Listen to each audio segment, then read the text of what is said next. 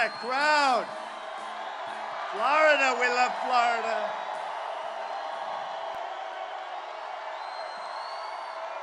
And we love NASCAR, right? We love NASCAR.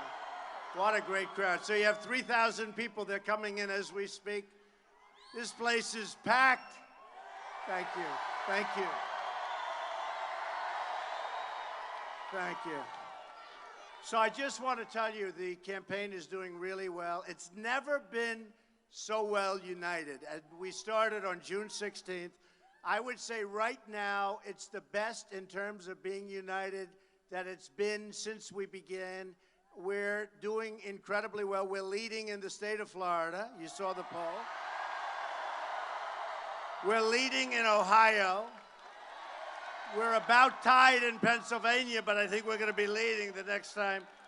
So I think we've never been this united, and I just want to thank everybody for being here. This is incredible. This is incredible. So remember this, and it's really pretty incredible. I got up this morning and I pick up the papers, and then I turn on the news and I see $400 million being shipped in cash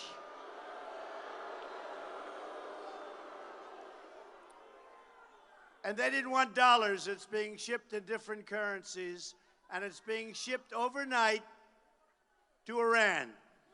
$400 million. You know, we have a president who, frankly, is incompetent, okay? Incompetent. We've been humiliated by President Obama and his policies. We've been humiliated by the Iran deal to start off with, where they get back $150 billion. We've been humiliated as a country when they took our sailors. They forced them to their knees, and the only reason we got them back is because we hadn't paid the money yet. And that's the only reason we got them back. Otherwise, they would have had to wait till I became president. Believe me, they would have come back fast. They would have come back very fast.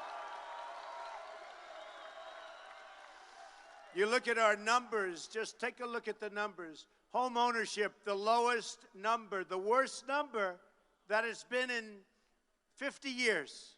Home ownership. You look at everything that's going on. We've doubled our debt during the last 8 years of the Obama administration. Our taxes are through the roof. And by the way, Hillary Clinton wants to make your taxes much higher. I'm cutting taxes. Big league. Big league. Very big. Very, very big. Look, America's been, again, it's been humiliated in so many different ways. But just take a look in Libya.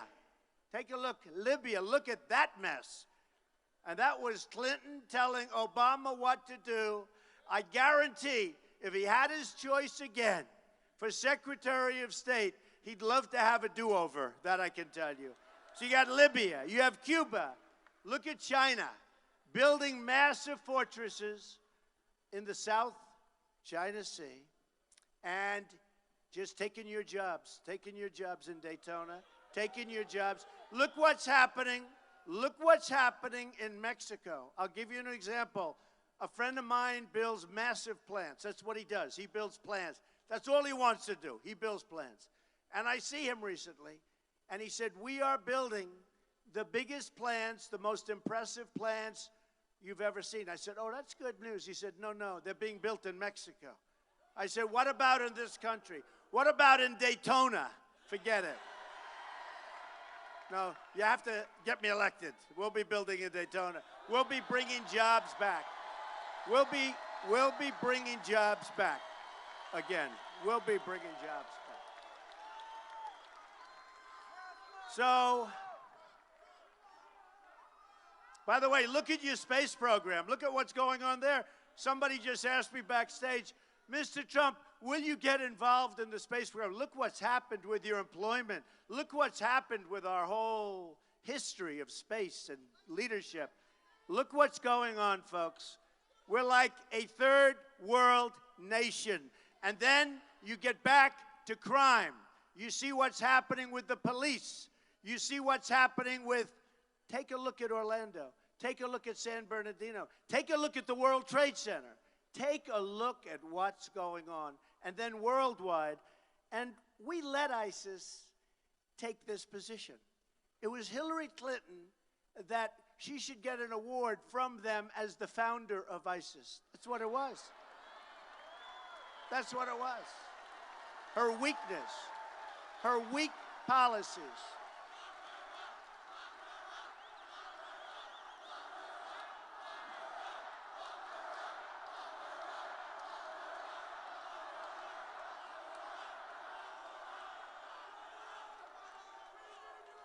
Then on television this weekend, Hillary Clinton, in asking, she's asked a pretty simple question. Anybody could have answered it. And she lied. She lied. She lied so much and to such an extent that it's become a big scandal. It's become the big story.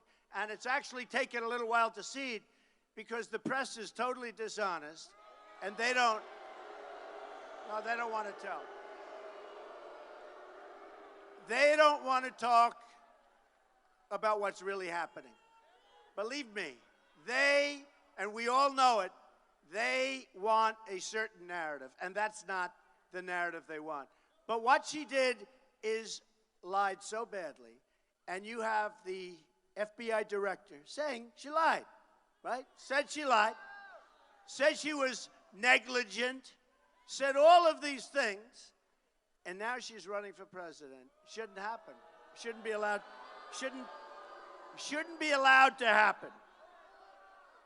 So again, I look and I'll never forget the scene this morning. And remember this: Iran. I don't think you've heard this anywhere but here. Iran provided all of that footage, the tape of taking that money off that airplane, right? $400 million in cash. How does the president do that? How do you do that? We're going to send $400 million in cash. This is in cash, in currency. Now, here's the amazing thing. Over there, where that plane landed, top secret, they don't have a lot of paparazzi. You know, the paparazzi doesn't do so well over there, right? And they have a perfect tape done by, obviously, a government camera. And the tape is of the people taking the money off the plane, right? That means that in order to embarrass us further, Iran sent us the tapes, right? It's a military tape. It's a tape that was a perfect angle, nice and steady, nobody getting nervous because they're going to be shot because they're shooting a picture of money pouring off a plane. And then you say, where does that money go? Who gets that money? I doubt it's the people of Iran. I doubt it. But you say, who gets the money? Then you also say, who's authorized to give cash? Who's authorized? No. Who's authorized to give cash? And you know what? I'll tell you, it's a disgrace. And Iran released that tape, which is of quality like these guys have. Iran released that tape so that we will be embarrassed. And 2 days ago, one of their tops said, we don't care about the deal with this country, with the United States. We're going to do whatever we want. Said it. Scornfully said it. We're going to do whatever we want. We're not going to abide by any deals. Who does the United States think we are? Look, they were in big trouble. They had sanctions. They were dying. They were in big trouble. They probably eventually would have collapsed. And we took off the sanctions, and we made this horrible deal. And now they're a power. They've gone from being in deep, deep trouble. Iran is now a power. And they're going to have nuclear weapons much sooner than you think. And they have plenty of money, and they have plenty of everything now. You know, we're fighting in Yemen, and we're fighting them. Everybody's fighting. We're fighting all over. But we're fighting them. And they don't want Yemen. They want the border of Saudi Arabia because they want the oil in Saudi Arabia, right? They want the oil in Saudi Arabia. So they're fighting for Yemen and back and forth. But we're on the other side of the fight. And the question was asked to Secretary Kerry, And this was something all started by crooked Hillary Clinton. This was all started. This was all started by Hillary Clinton. Everything was started by her. They relied on her. They relied on her. So what happens is you ask the question, why didn't you settle Yemen as an example? Why didn't you get something settled in Syria as an example where we're fighting? They're backing Assad. Why didn't we settle? And you know the answer was, it was too complicated. No, think of it. That was the answer. It was too wow, there's a lot of people here. Yeah. There's a lot. Yeah.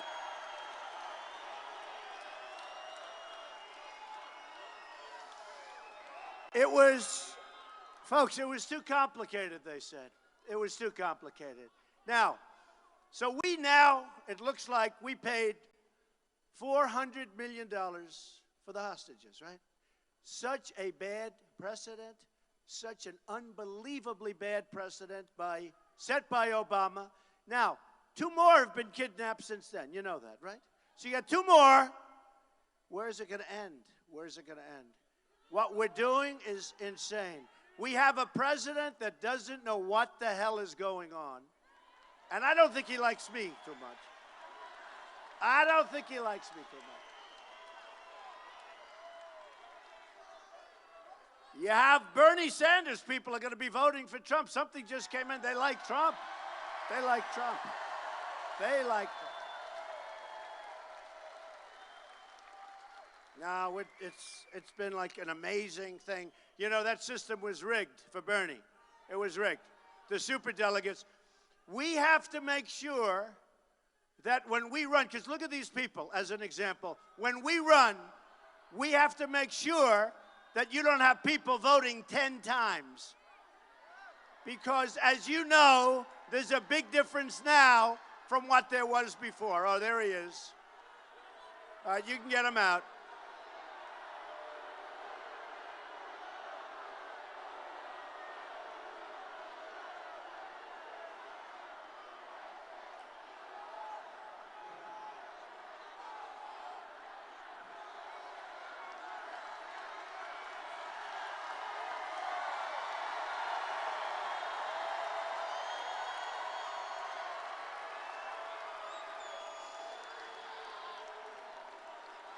You know what that is? That's the final remnant of Bernie's protesters. That's it. Final.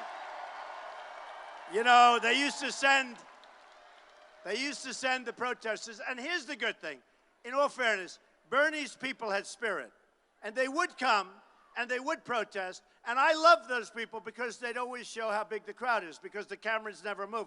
The cameras aren't showing up there, watch. You know, you'll see like 3 rows, they don't go. But when you have a protester, the cameras, they turn like pretzels, right? They turn like pretzels. So that is, we're getting down to the final remnants. You know, we don't have it. It's not like the old days. Now we have bigger crowds. They have bigger crowds today than we've ever had. We've always had the biggest crowds. It's a movement. We're going to get rid of Obama. We're going to get rid of Hillary. We're going to get rid of crooked Hillary Clinton. Going to be gone. So, wouldn't that be embarrassing to lose to crooked Hillary Clinton? That would be terrible. You know, the historians and the certain pundits, they say what we've done as a group, because we've done it. This is our movement, everybody.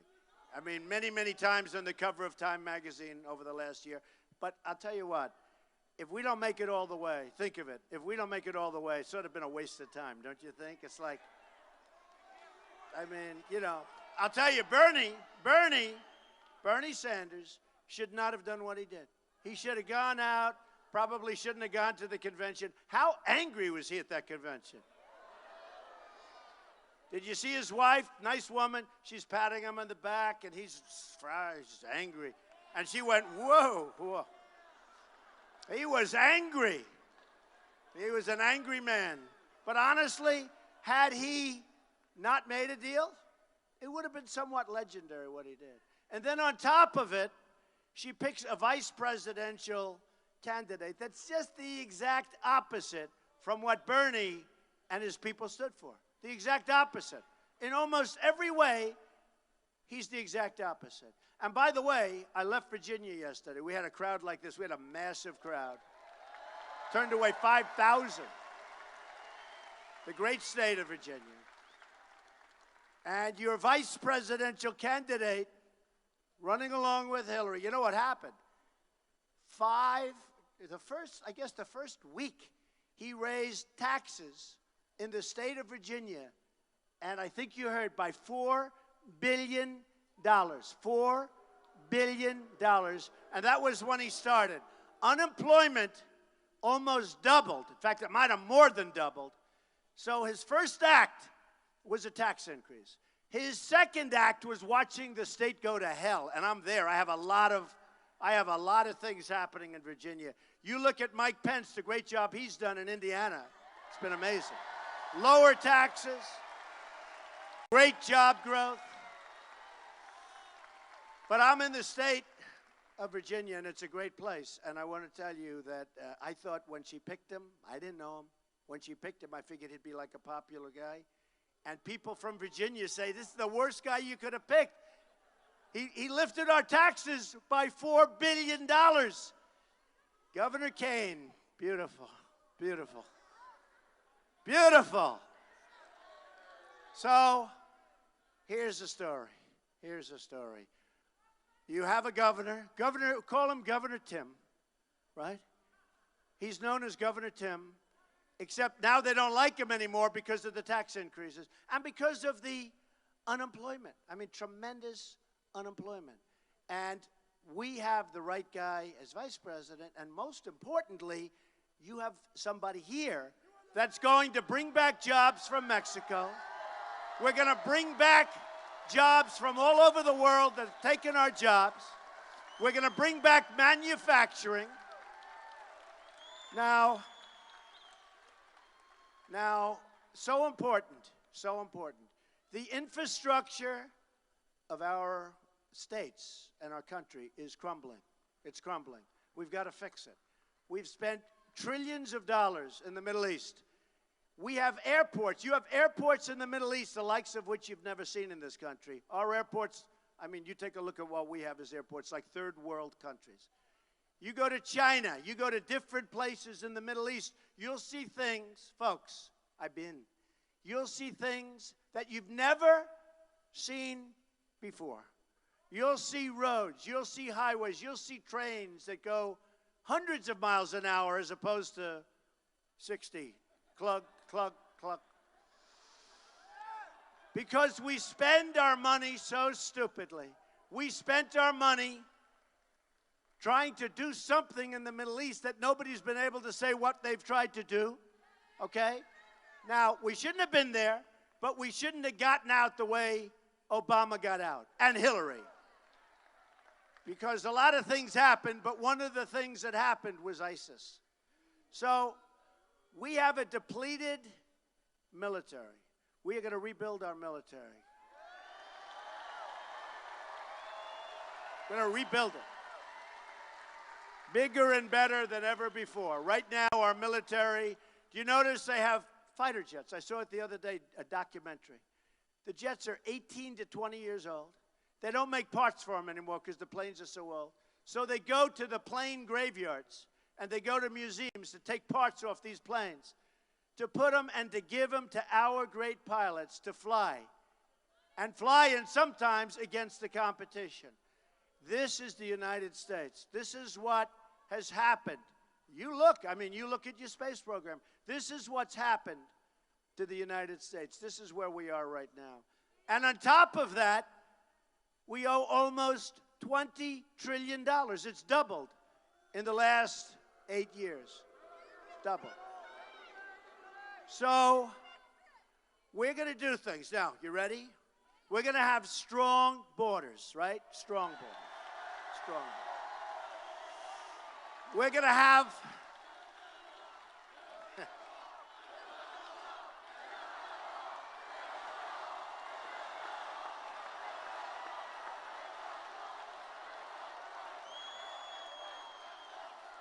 We're going to have a wall, folks. We're going to have a serious wall. It's a high ceiling. That'll do. That'll do. Remember when the former president of Mexico would say, we're not going to let you build the wall, right? Then, about 2 months ago, he said, there's no way we're going to pay for that F wall, right? They used the F-bomb. They used the F-bomb on live television. And I said, boy, is he in trouble. He just used the F-bomb on live television. I said, I can't believe it. But he used it. And can you imagine if I would have used it? Would have been the electric chair. If I would have used it, it would have been the electric chair. So he used the F-bomb. And I said, well, that's okay. Because he used to sit there and say, there's no way you'll have the wall. Now he says there's no way that they will pay for the wall, okay? That means he knows the wall is going to happen. True. You know, when I won the state of New Hampshire, it was a beautiful thing, and I went and I got to know the people so well. And I said, what's your biggest problem? They said, heroin. They said heroin. They said heroin. I said, what?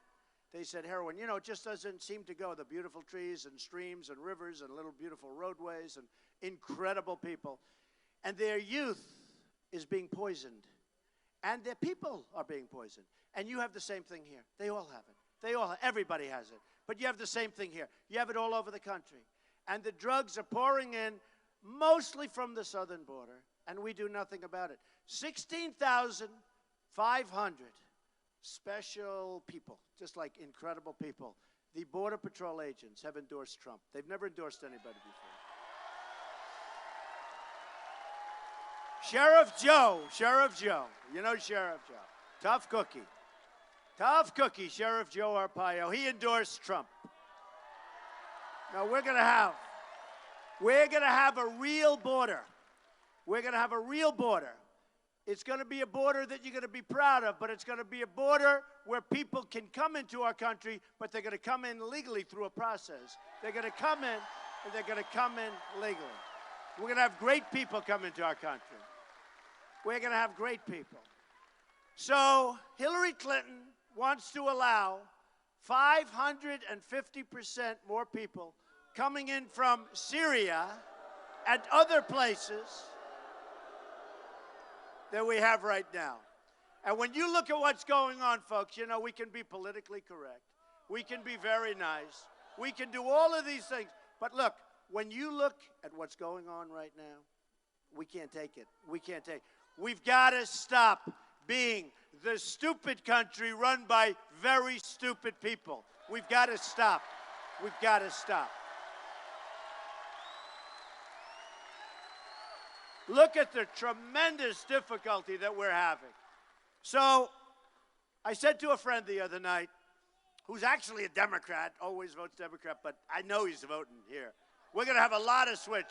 We're going to have a lot of people switching over. In New York during the primary, I mean, the biggest problem we have is a dishonest press. You know, it's so dishonest. It's the single biggest problem we have in terms of victory, because they put a false spin on everything. For instance, they don't say we have, now it's almost getting to where it's full, because I just see. But they don't say that we have thousands of people outside trying to get in. They don't say the crowd that's here. Every time I go home, my wife will ask, how was the crowd? I'll say, it was amazing. I said, didn't they show it? They never show it. They don't show it. It would be great. Just show behind me, fellas. Just show behind me.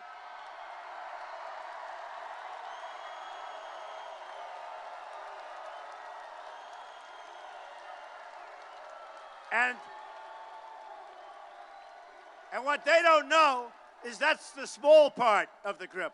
And let me tell you, they're the smart ones. See, you people think you have the best location, but they're the ones that are going to become famous because they'll be on television, okay? Right? So anyway. So he's a Democrat. He said, I'm voting for you. He's going to vote for me. It's shocking because this guy's seriously wrong about things. But you know why he's voting for me? Supreme Court justices. You have no choice. We're going to put great people on the Supreme Court. If Hillary puts her people on the Supreme Court, okay, like, who knows? Elizabeth Warren maybe will go. Maybe. Pocahontas. They'll put Pocahontas. What an insult to Pocahontas, isn't it? I apologize, ladies and gentlemen, to Pocahontas. But she will put people so far left that our country will become Venezuela. Big version, Venezuela, believe me. So let me just tell you that Supreme Court Justices, Judge Scalia, great guy. Nobody thought this was going to happen. So you could have 3, you could have 4, you could even have 5. There's a possibility. Probably more justices than any president has ever picked in one term. So the truth is, I tell people, you don't like me, but you have no choice. You have to go for me. I'm sorry. And they'll say, we don't like you, but we have to go for you. But most people like me, which is very nice. The other reason, so Supreme Court, remember this, November 8th, you got to get out there, Supreme Court judges. And you know, it's interesting, I have a great group of people headed up by Karen. Where's Karen? She's great. Where is Karen? She's amazing. Look at her, she's a star. You know, and by the way, I endorsed Marco Rubio. He endorsed me. He's doing well. Go for Marco, all right? But we had a very, very tough battle in Florida, and tremendous amounts of money was spent on me. Tremendous. The commercials, it was very depressing. You turn on the television, I want to watch Ivory Snow. I want to watch like a cereal, something, Kellogg, something, anything. All it was negative hit. And I told my people, there's no way we can win Florida. There's no way. And negative. And those commercials were so false, just like Hillary's commercials. They're so false. They're so false. Like she's got the one with blood coming out of her eyes. And I meant her nose, or her ears, or her mouth. But these people are perverted, and they think it was another location. Unbelievable. And you know the truth? I cut it short because I was talking about either taxes or economic development. So I said, or whatever. And I wanted to get back on the subject. I should have finished it out. I would have been much better. So they lied. Then they put a reporter on, and nobody's better to people with disabilities than me. I spend millions and millions of dollars on buildings taking care of people with disabilities. Millions. But we had a story where I was talking about people dancing in the streets or dancing on the rooftops, you remember. Now, in all fairness, throughout the world, they were dancing. But I said, in New Jersey, they were dancing. And, no, I said, when the World Trade Center came down, nice, real nice. So here's the story. By the way, those people that knocked down the World Trade Center, most likely, under the Trump policy, wouldn't have been here to knock down the World Trade Center, just so you understand. So you know what the word grovel is, right? When you're groveling. In other words, you're trying to tell something, you're trying to make something up, you're groveling. So you have the story with the blood. Now I tell you about the grovel. So I had a reporter wrote a good story for making my case, because it was a long time ago. It's like 15, 16 years from the time we started this narrative. So it was a long time ago. And it was during the World Trade Center. Right after the World Trade Center, this reporter wrote a story talking about people dancing in the streets or on rooftops or something. It was pretty good. So we used it. And then the reporter, after I'm sure he was given tremendous pressure, he worked for, I believe, the Washington Post, and he worked for the New York Times, and he worked for different things. Terrible. Terrible. Totally dishonest. That's okay. But the reporter, all of a sudden, remembered it totally different from his story. And he was groveling. I won't make the motions, because if I do, they'll say something, you know. But I really spread this word. So he was groveling and trying to change his story and going, well, maybe not. And so I'm not doing this. I'm not doing it. But just listen to this. So I didn't know the reporter. But then it came out that the reporter said he knew me. He met me. He met me, 1988. He met me. And I knew who he was. I didn't know who he was. I didn't. And if I did, and he was handicapped, he had a problem with something, and he was handicapped. Must be a nice guy. Didn't speak to him, but must be a nice guy. But he said, Trump knows who I am. I interviewed him twice or something when he was in a newspaper. You know how many reporters, you know how many of these people I meet on a daily basis? Okay? So here we are, many, many years before this happened, and then before the World Trade Center, and then many years even before that, because you're talking about many years when the story was written, and then you go back another 15, 16 years. So he said, I knew him, and I knew that he was, I knew exactly what he looked like, okay? Now here's the story, folks. I didn't know him, and if I did know him, nobody, remember what I said, people with disabilities, I spend millions of dollars on ramps, on all sorts of things in buildings. In some cases, many cases, things I don't have to do. But I am a tremendous fan. So they put up this phony ad, Hillary Clinton, and they show him.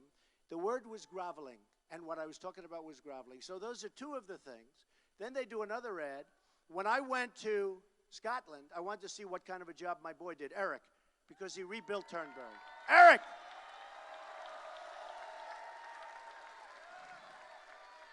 And I said, because there was a lot of press, I said, by the way, I was the one that predicted independence. I said, independence is going to happen. Everybody said, that's not going to happen. And you know why I said it was going to happen? Because in the UK, they were tired of having people pour into their country, pour into Scotland, and pour into these different places. They were tired of it, and they didn't want to be told. And the polls said 20 or 25%. Not even the polls. I guess it was the gambling whatever in Las Vegas. They said a certain percentage, very low. I said, no, it's going to happen. So I had a better feel. Now, when it happened, nobody gave me credit. These are minor details. I got no credit. Give me credit. So it happened. So when I went to Scotland, now here's another phony ad. Here's another phony ad. So I went to Scotland, and I cut the ribbon, and I inspected my son's work. And then I got on a plane, and very quickly I came back. And I said, I don't want to touch a golf club, unlike our president who plays more golf than people on the PGA Tour. Flies to Hawaii in a 747 spewing, and then he comes back and he talks about the carbon footprint is being damaged. So when I went to Scotland, I wanted to see my boy's work. He's proud of it. He worked hard. He spent a lot of time there. Turnberry. So I went there, I inspected, I did this.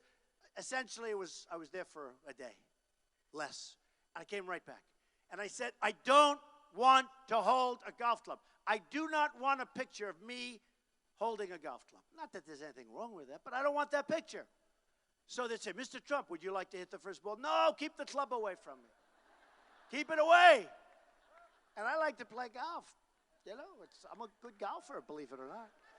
People are shocked. People are shocked. But so I should play Obama for the presidency. I'll do it.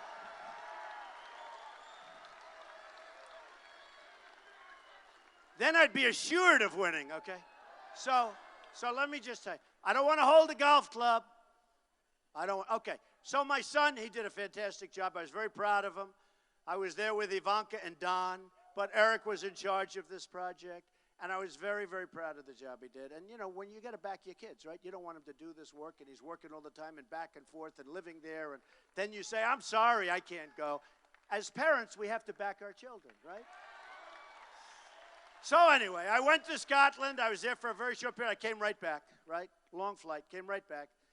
And I see an ad by crooked Hillary Clinton. And they have me talking about two things. I was asked a question at the news conference. And it was, what would happen if, you know, they break up? I said, well, I think what will happen is your money will go down, your pound will go down, And I said, that's a good thing for Turnberg. They said, would it be a good thing for Turnberg? I said, yeah, that's a good thing for Turnberg. Okay. They didn't put the question in. They only put the answer, so everyone thought I was talking about that. Then they had me hitting a golf ball from a clip that's 2 years old. They took it. So they said, Donald Trump on his trip to Turnberry or wherever. They actually, I'll tell you the good thing. The guy in Turnberry calls me up. Mr. Trump, sir, did you take a commercial? I said, no. Business is pouring in. She took a commercial. She mentioned Turnberry. She mentioned the name. So that's the good news. The bad news is, just like the other two stories I told you, the bad news is that it was a lie. It was a typical Hillary lie. So they have me hitting a golf ball, having a good time. I didn't hit a golf ball. I didn't get near it. But they show me in the ad. Now, simple things, but I like to tell you, because they're dishonest people, just like the press is so dishonest. And I like to tell these stories. I like to tell these stories, okay? I like to tell the good news is it's been great for the place. So look, here's the story. They've spent hundreds, I don't know, I'm hearing way over $100 million on ads. Over $100 million on ads. And even much more than that. I've spent nothing. Like practically, I think nothing. I think nothing. And we're doing very well. And we're doing very well. So they've spent all of this money, despite the fact that we get a totally false narrative, we get a totally false press. They spent, think of this, way over $100 million. I've spent nothing. But we're building up a lot. So we just announced, I think, but we just announced the numbers. And I figured we would have raised $20 million. By the way, I'm putting up a lot of money. And, you know, I funded my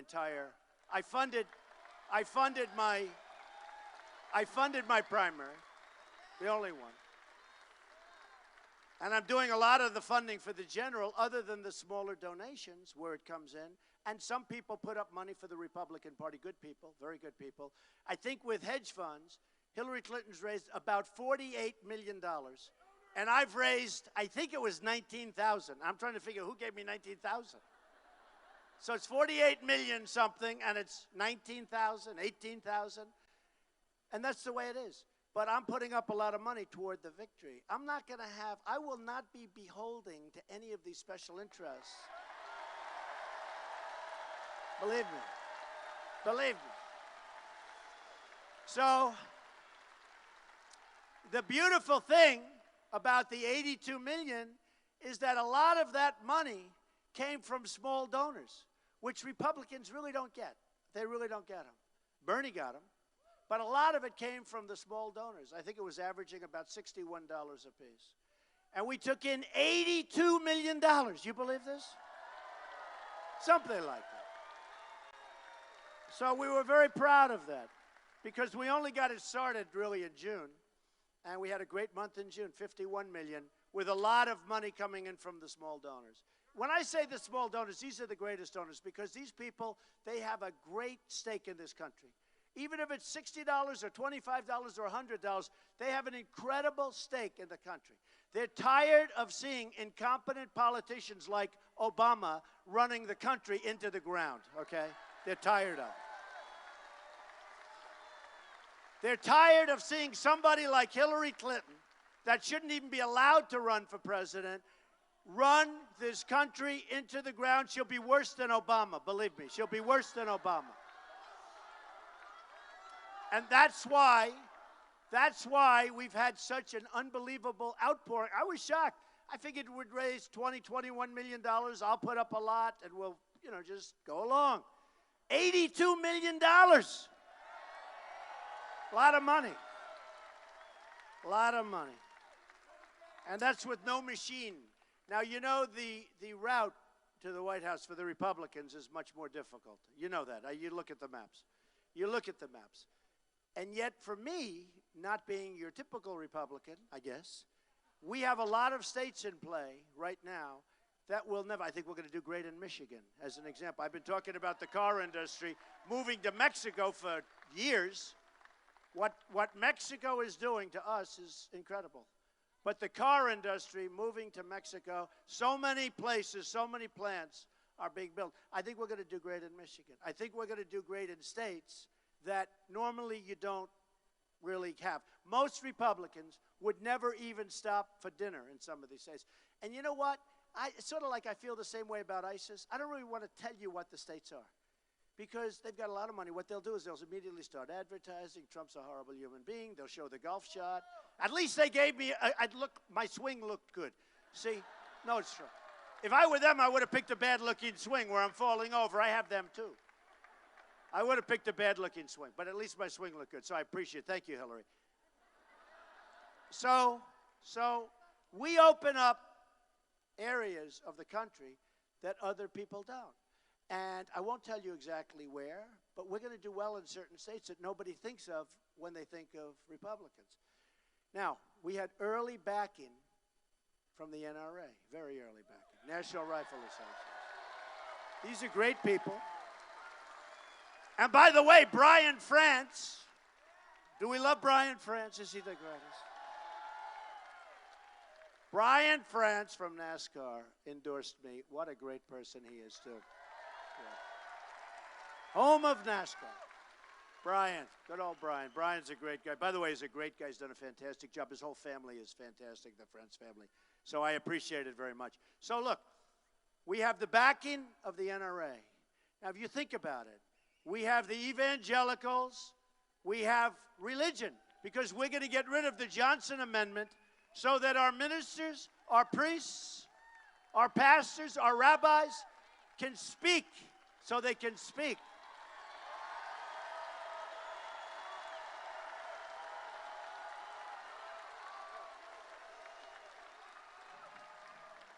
So important. So here's the way I look at it. We have the justices, we have the NRA, we have the evangelicals and people of religion. We have unbelievable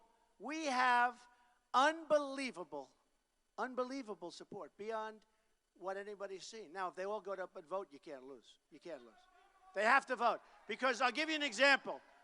For the NRA people, National Rifle, for the NRA people, they are essentially going to try and take away your guns, okay? Meaning they're going to take away your safety. That's what's going to happen, folks. Let them put on a couple of judges, and you watch what happens with your second. You just watch what happens with your Second Amendment, okay? Let them put on some judges. You watch what's going to happen with plenty of things, believe me. But so what happens is we have the judges, we have the NRA, we have Obamacare, which we're going to repeal and replace. It's a disaster. It's a disaster. It's a total disaster. So we have countries that are making an absolute fortune on trade against us. China, $500 billion trade deficit. Mexico, fantastic trade deficit. That's why they're going to pay for the wall. Because the wall is peanuts compared to the trade deficits we're talking. The wall is peanuts. That's going to be one of the easy negotiations, believe me. The wall is a tiny fraction. And you know the funny thing? If Mexico, and I have many Mexican people working for me, they're fantastic people, they do great. Thousands over the years, thousands and thousands. They're great people. But the problem is their leaders are too smart for our leaders because they're killing us at the border and they're killing us on trade. You want to see a trade deficit, take a look at the trade deficit we have with Mexico. So when the politicians come up and they say, first they used to say, you're not really going to be able to build a wall. Yep, just about as high as that ceiling, okay? A real wall. Not the little mini walls. They have a few of them, you know, you go. If you're too lazy to drive around because they don't connect, you know, minor things like they don't connect. So if you're too lazy to drive around and want to save, you'd ever see where they build little ramps on top of the wall? I don't know why they just don't knock it down because it's like so. But they build a little ramp so the drugs go in and they come into the United States and the money goes out, the cash goes out. Not a good deal, not a good deal. So we're going to have the borders, but we're going to have great trade deals. And now when a company wants to leave, as an example, when a company wants to leave Daytona or any place else, and they're going to fire all their people, and they're going to go and build their widgets and gadgets, they're going to go to Mexico, as an example. Other places, But they're going to go to Mexico, and they're going to build their beautiful new factory built by a friend of mine who builds most of them. He says it's booming, booming. So they're going to build their plant, and then they think they're going to sell their product, whether it's air conditioners or whatever they're making. Like Carrier. Carrier left. They left Indiana. Good timing. They left Indiana when I was, because the people in Indiana get it. Now, it also helped to have the great Bobby Knight on my side, okay? But when Carrier moves over there, we say to them very simply, first of all, if you tell them early, or if they know this is going to happen, they're not going to move, okay? That's very important. They're not going to move because it doesn't work. The numbers don't work. But when they move, if they move, you say, guess what? You move out of Indiana, or you move wherever it may be, out of Daytona or anywhere in Florida, as you try and sell your equipment or whatever you're building into this country, there's going to be a 35% tax on that equipment. Okay? Now they're not going to do it. Okay? They're not going to do it. Now they're not going to do it. All right? They're not going to leave. And if they do leave, we'll make a lot of money. Okay? So it's not so bad. But they're not going to leave because it no longer makes economic sense to leave, right? So it's very simple. Think of it. A Carrier leaves this country. They go to Mexico. They fire everybody in this country. They hire people from Mexico. They make their product. They have no tax. They have no border. They have no tax. They come right in, and they sell the product right next to where they used to make it. No way, no more, folks.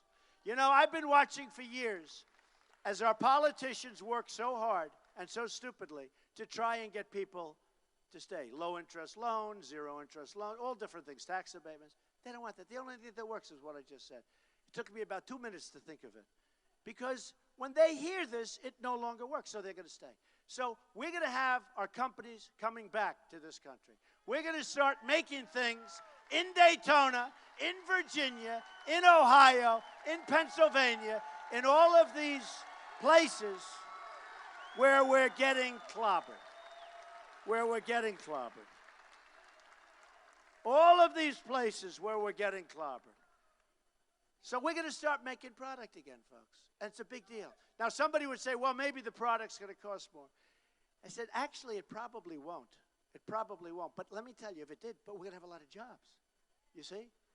So maybe it'll cost a little bit more, but you're going to have jobs. I don't think it's going to cost more, and I think you're going to have jobs. Okay? So I don't think it's going to cost more, and I also think it's going to have jobs. So that's having to do with trade. So we're bringing back our trade. We build up our military. We take care of our veterans. Our veterans are taken care of so badly. Big veteran area. Our veterans are being treated so badly. We have illegal immigrants that are treated far, far better than our veterans. They stand online. They stand online for days. The suicide rate per day is so astronomical, I'm not even going to tell you what it is. It's actually hard to believe.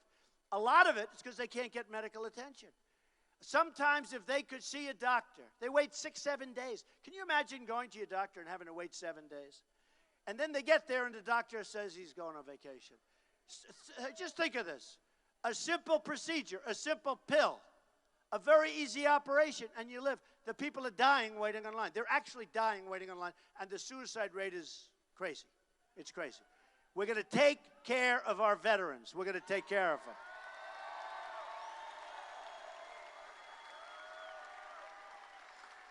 So we have a lot of problems, and it all started, this speech all started with my view of the first thing that I saw this morning was people sending out of our country 400 million. And we end with great trade deals. We end with our veterans. We end with all of these incredible people that we're going to take care of, including our military people and our military itself. And let me just tell you, our country, and I mean this so much, and I say it all the time, but our country does not win anymore. We don't win. We don't win. I mean, look, $400 million being shipped over to Iran in a plane?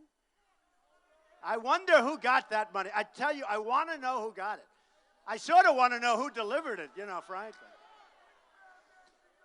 But we're going to start winning again. We're going to get rid of Common Core. We're bringing education local.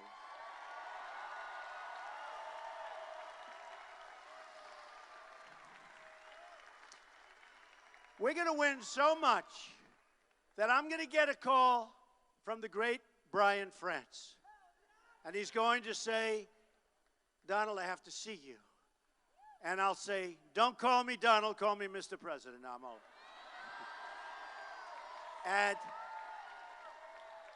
And he'll say, Donald, I have to see you.